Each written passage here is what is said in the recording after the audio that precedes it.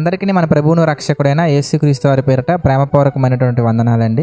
ప్రియులారా, మనందరం కూడా మన దైనందిన జీవితంలో కొన్ని గొప్ప విషయాలను చూస్తూ ఉంటే వాటి యొక్క వాల్యూ అనేది మన జీవితంలో తగ్గిపోతూ ఉంటుందండి. దానికి బెస్ట్ ఎగ్జాంపుల్గా మనం కొంతమంది చాలా దూర ప్రాంతాల నుంచి అరకు అనే ప్రాంతానికి కానీ, లేదంటే ఏజెన్సీ ఏరియాస్ సైడ్ వెళ్ళి అక్కడ ఉన్నటువంటి వాటర్ ఫాల్స్ని చూసి, ఆ అడవులను చూసి, ఆ పచ్చదనాన్ని చూసి చాలా హ్యాపీగా ఫీల్ అవుతూ చాలా గట్టిగా అరుస్తూ ఉంటారండి. వాళ్ళు రెగ్యులర్గా వాటిని చూడరు కనుక ఇలాంటి గొప్ప ఆనందం అనేది వాళ్ళలో వస్తూ ఉంటుంది. అఫ్కోర్స్ కొంతమంది వేరే ఉద్దేశాలతో అరుస్తూ ఉంటారులేండి, బట్ ఎక్కువగా ఆనందంతో హ్యాపీనెస్తో అరిచే వాళ్ళ గురించి నేను మాట్లాడుతున్నాను.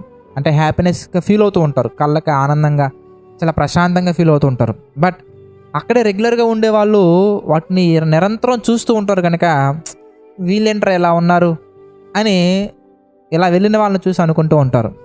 అదేవిధంగా చార్మినార్ దగ్గర కానీ, తాజ్మహల్ దగ్గర కానీ ఉండి అక్కడ వర్క్ చేస్తూ ఆ లోకల్గా ఉండే వాళ్ళకి తాజ్మహల్ చూసి అది ఒక గొప్ప వింతగా కనిపించకపోవచ్చు. అలాగే చార్మినార్ని కూడా చూసి అది ఒక గొప్ప వింతగా కనిపించకపోవచ్చు. బట్ దూర ప్రాంతాల నుంచి వెళ్ళి చార్మినార్ని చూసినా, లేదంటే తాజ్మహల్ చూసినా వాళ్ళకి ఎలా అనిపిస్తుంటుందంటే అద్భుతమైన కట్టడం ఎలా కట్టారు, ఒక వండర్ఫుల్ థింగ్ అని చెప్పేసి దాన్ని హ్యాపీగా అలా చూసి తన్మయం చెందుతూ ఉంటారండి. అయితే ప్రియులారా, ఇవన్నీ ఎందుకు చెప్పానయ్యా అంటే, ఏదైనా ఒక ఫ్యాక్ట్ మనం రెగ్యులర్గా వింటూ ఉంటే అని తీసుకుంటూ ఉంటాం. సూర్యుడు తూర్పున ఉదయిస్తాడు అనేది ఒక ఫ్యాక్ట్ అండి. అది చూసి మనకి ఎలా అనిపిస్తుంటుంది అంటే అలవాటైపోతుంది. బట్ సూర్యుడు తూర్పున ఉదయించడం అనేది ఎట్లా, సూర్యుని ఎలా అస్తమిస్తున్నాడు, ఎలా ఉదయిస్తున్నాడు అనగానే దానికి ఒక పేరు పెట్టేశాం, ఒక సైన్స్. మనం సైన్స్ పేరుతోటి జరుగుతున్న ప్రాసెస్ చెప్పగలిగాం, కానీ అది అలానే ఎందుకు జరుగుతుందని మనం చెప్పలేదు. జరుగుద్ది అని చెప్పగలిగాం, కానీ అలాగే ఎందుకు?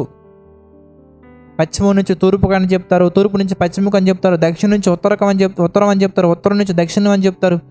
బట్ అలా ఎందుకు జరుగుతుంది, అలాగే ఎందుకు జరుగుతుంది అనే దానికి ఆన్సర్ అనేది బైబిల్లో మాత్రం మనకు కనబడుతుంటుంది. అలాగే ఇంకా మనం కొన్ని ఉదాహరణలు మనం ఆలోచించాం అనుకోండి. ఇప్పుడు కొంతమంది మురికి కాలువ ప్రవహించే దగ్గరలో ఒకవేళ ఏదైనా షాప్ కానీ ఏదైనా పెట్టుకున్నారు అనుకోండి, అక్కడ వెళ్ళిన కొత్తలో బ్యాడ్ స్మెల్ వస్తూ ఉంటుందండి. క్రమేపీ అక్కడ ఉండి ఆ స్మెల్ అలవాటైపోద్దండి. తర్వాత కొత్తగా వచ్చిన వాళ్ళకి అది బ్యాడ్ స్మెల్ కనబడుతుంటుంది, కానీ అక్కడ ఉండే వాళ్ళకి అలవాటైపోద్దండి.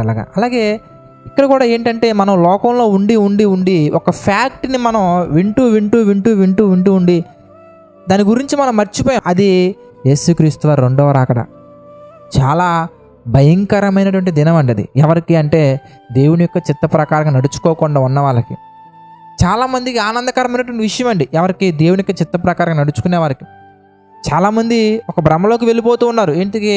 యేసుప్రభువు వారు వస్తా అన్నారు, త్వరగా వస్తా అన్నారు, ఇంకా రాలేదేంటి?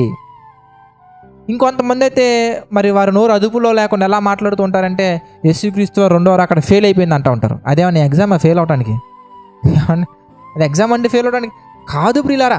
యేసుక్రీస్తు వారు త్వరగా వస్తా అన్నారు, ఆయన వస్తారు. ఆయన వచ్చే సమయానికి మన పరిస్థితి ఏంటి? ఇంతకీ మనం ఎలా ఉన్నాం? ఇంతకీ మనం సిద్ధపడి ఉన్నామా లేదని మనం చూసుకోవాలండి. ఆయన ఎందుకు ఇంకా రావట్లేదు అనే దానికి జవాబు తెలియక చాలామంది అలా మాట్లాడుతున్నారు. కానీ యేసుక్రీస్తు వారు రాకడ ఎందుకు ఆలస్యంగా మారుతుంది అనే దాని గురించి ప్రభు చిత్తం మీద నేను మరలా షేర్ చేసుకుంటానండి. బట్ ఇక్కడ విషయం ఏంటయ్యా అంటే, యేసుక్రీస్తు వచ్చే సమయానికి మనం ఎలా ఉండబోతున్నాం అనే విషయాల గురించి మనం ఆలోచిస్తే, మత్తయి సువార్త మనం చూస్తున్నాం 24వ అధ్యాయం మనం చూస్తే 38 నుంచి మనం చూద్దామని, 38వ వచనం నుంచి మనం చూస్తే, జల ప్రళయమునకు ముందటి దినములలో నోవాహు ఓడలోనికి వెళ్ళిన దినము వరకు వారు తినుచు త్రాగుచు పెండ్లి చేసుకొనుచు పెండ్లికిచ్చుచు నుండి జలప్రలయము వచ్చి అందరినీ కొట్టుకొని పో వరకు ఎరగకపోయిరి. అలాగునే మనుష్య కుమారుని రాకడ ఉండును.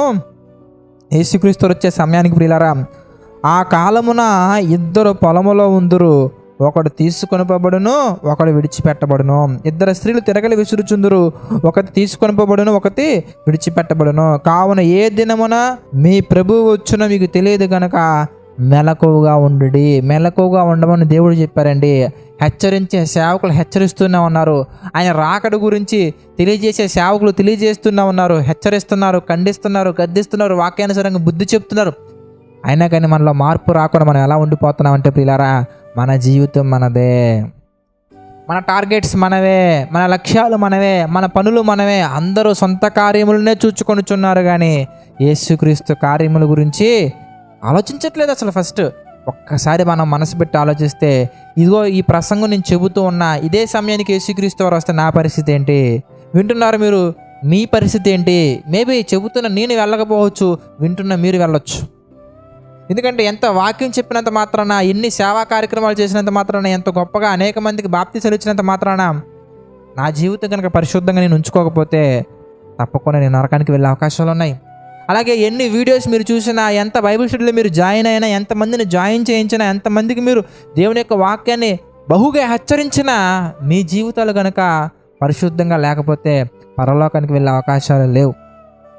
ఇద్దరు తిరగరు విసురుతూ ఉంటారు, ఒకరు మాత్రం ఎత్తబడతారు, ఒకరు మాత్రం విడవబడతారు. పొలంలో ఇద్దరు పని చేస్తూ ఉంటారు, ఒకరు మాత్రం కొనుక్కోబడతారు, ఒకరు మాత్రం ఉండిపోతారు. మీ ప్రభు రాకడ ఏ దినమో ఏ గడియో మీకు తెలియదు కనుక మెలకువగా మనం ఉండాలి. ఒక తాజ్మహల్ని చూసి వండర్ వండర్ వండర్ అని చూసి దూర ప్రాంతాల వారికి మాత్రం గొప్పగా కనబడుతున్నారు. అక్కడే ఉండి ఉండి ఉండి దాని యొక్క వాల్యూ ఏ విధంగా అయితే మర్చిపోయారో, అదేవిధంగా రక్షణ అనేది గొప్పది. అది ఏ తాజ్మహల్తోనో లేదంటే ఏ కన్స్ట్రక్షన్తో పోల్చదగినటువంటిది కాదు. యేసుక్రీస్తు వారి అమూల్యమైన రక్తము చేత వచ్చినటువంటి రక్షణ బహు విలువైనది. తన స్వరక్తం ఇచ్చి సంపాదించినటువంటి సంఘంలో నీవు నేను ఉన్న my dear brothers and sisters, అంత గొప్ప వాల్యూ ఉన్నటువంటి రక్షణని మనం ఏం చేస్తున్నామంటే చిన్న చిన్న అల్పకాలపు సంతోషానికి, సినిమాలకి, సీరియల్స్కి, పాటలకి, వ్యసనాలకి, పార్టీలకి, వాటికి వీటికి, లోకానుసారమైనటువంటి అనేకమైనటువంటి చిన్న చిన్న వాటికి గొప్ప రక్షణ. హెబ్రీ పత్రిక 2వ అధ్యాయం మనం చూడొచ్చండి. 2వ అధ్యాయం మనం చూస్తే ఇంత గొప్ప రక్షణను మనము నిర్లక్ష్యము చేసి ఎలాగ తప్పించుకుంటాం? అది గొప్ప రక్షణ అండి. ఎంత గొప్ప రక్షణ అంటే అమూల్యమైనటువంటి రక్షణ. నీ కొరకు నా కొరకు ఒక చేయి కోసుకునే వాళ్ళు కనబడతారేమో కానీ అది కూడా నీ ద్వారా అవసరం ఉంది కాబట్టి, కానీ ప్రాణం పెట్టి పరిశుద్ధంగా ఉండి ప్రాణం పెట్టి పరిశుద్ధంగా ఎలా బ్రతకాలో చెప్పేవాళ్ళు మనకి ఎవరు కనిపించరండి. పరలోకాన్ని విడిచి మనుషుని పోలికగా పుట్టి దాసుని స్వరూపం ధరించుకుని తను రిక్తునిగా చేసుకొని మరణము పొందినంతగా, అనగా శిలువ మరణము పొందినంతగా తను తగ్గించుకొని విధేయత చూపిన వ్యక్తిగా మనకు కనబడుతున్నాడు యేసుక్రీస్తు. అంత గొప్ప రక్షణను గురించి మనం ఆ రక్షణలోకి వచ్చిన తర్వాత ప్రభు ఎరగనటువంటి అన్ని జనులు కొత్తగా ప్రభువులోకి వచ్చే వారికి దేవుని యొక్క విలువ తెలుస్తుంది. వాళ్ళు నిరంతరం ప్రార్థనలో ఉంటున్నారు, వారు నిరంతరం దేవుని యొక్క వాక్యాన్ని చదువుకున్నారు, వారు నిరంతరం సువార్త ప్రకటన వరకు ముందుంటున్నారు. మీరు బాగా ఆలోచిస్తున్నాండి, ఎవరైతే ప్రభువును కొత్తగా అంగీకరించారో వాళ్ళలో ఉండే ఆ ఈగర్నెస్ కానీ, వాళ్ళలో ఉండే ఆ డెడికేషన్ కానీ, వాళ్ళలో ఉండే ఆ ఫాస్ట్నెస్ కానీ సీనియారిటీ అని చెప్పుకుంటున్నటువంటి క్రైస్తవులుగా ఉన్న వాళ్ళకు ఉందలేదు ఒకసారి మనం ఆలోచించుకోవాలండి.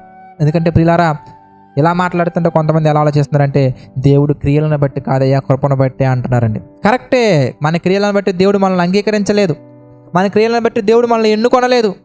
మనం ఏ పార్టీ వారం, ఎంతకి బలహీనులం, అదుములం, అల్పులం, ఎన్నికలైనటువంటి వారం. అలాంటి మనకి దేవుడు రాజులైన యాజక సమూహమును, దేవుని సొత్తైన ప్రజలను, పరిశుద్ధులను, ఏర్పరచబడిన వంశులని ఒక గొప్ప ఐడెంటిటీ ఇచ్చారు. మారు మనసుకు తగిన ఫలము ఫలించండి. మనం మారు మనసు పొందామండి.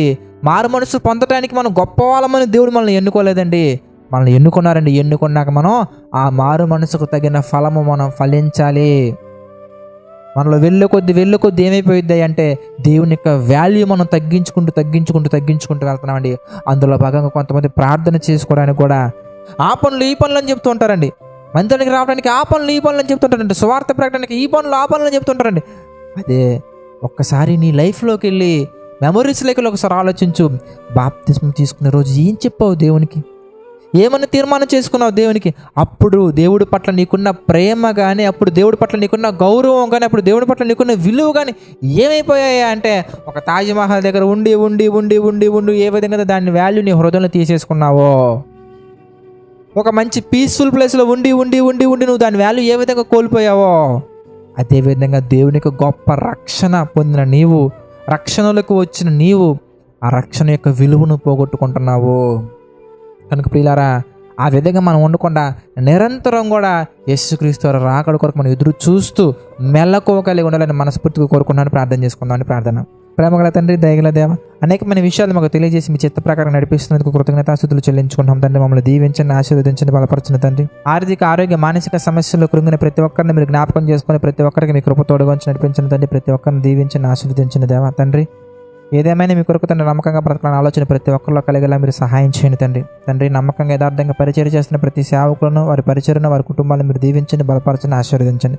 జేసీ టెంపుల్ ద్వారా తండ్రి మీ చిత్త ప్రకారంగా ఇంకా అనేకమైన కార్యక్రమాలు జరిగించమని వేడుకుంటూ తండ్రి సమస్త మహిమ ఘనత ప్రభావాలు మీకే చెల్లించుకుంటూ మా ప్రభువును రక్షకుడైన యేసుక్రీస్తు వారి పేరిట ఈ ప్రార్థన అడిగి వేడుకుంటున్నాము తండ్రి. ఆమేన్. అందరికీ వందనాలు. God bless you all.